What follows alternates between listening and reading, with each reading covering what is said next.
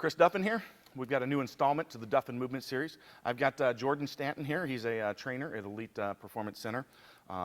Important piece of our team here, and he's going to demonstrate doing rollouts.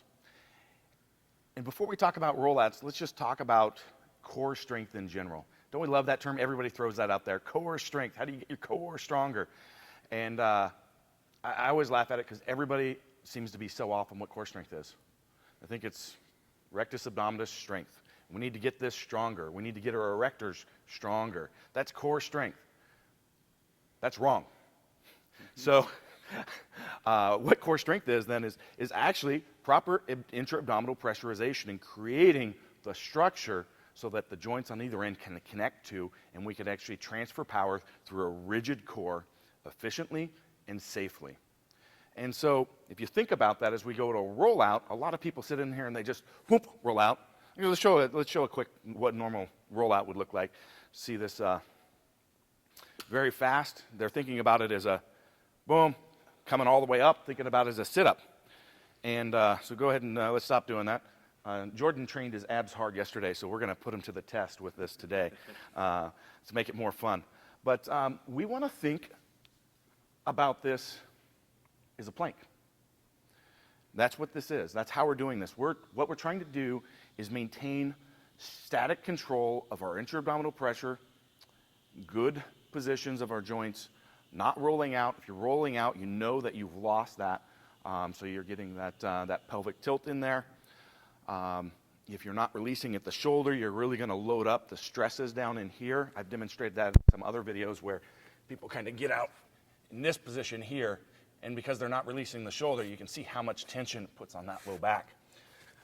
So what we want to do is think about pressurization. We inflate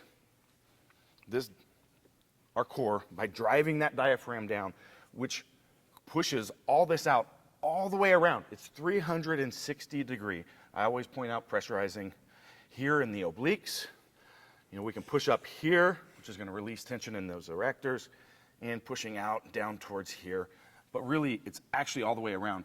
There's a video I've got with Stan Efferding where I'm coaching and cueing him. One of the issues, he wasn't pushing all the way through into the back. So a cue, that's a really helpful thing that the belt can help with. So we want to think about that as this whole piece inflates all the way around. And then we want to hold that. So it's static control of that position. So the going in and out fast doesn't really matter. So how we're going to do it is actually do it really slow and in control.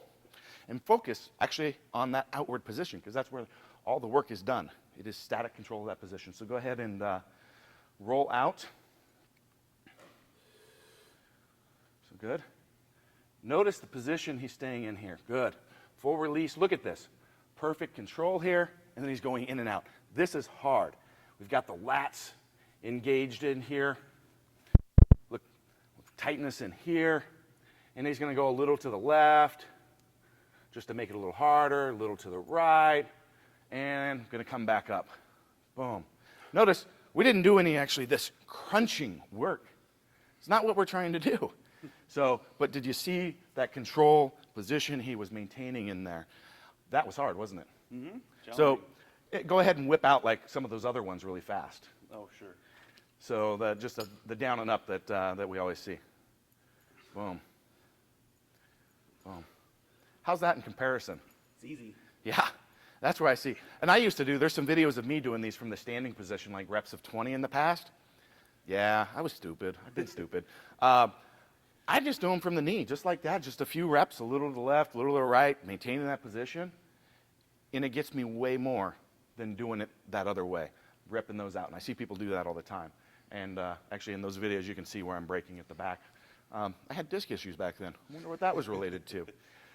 So that's our summary on rollouts and how to do those effectively to develop true core strength, usable core strength. How you're going to statically hold this position while you're squatting, pulling, running with the yoke in strongman.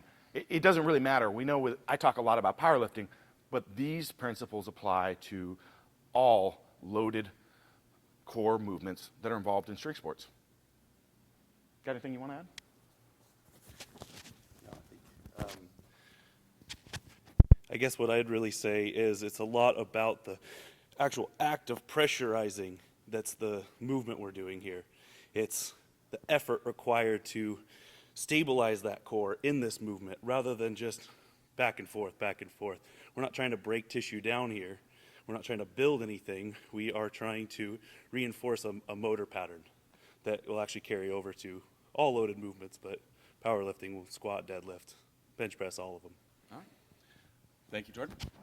All right.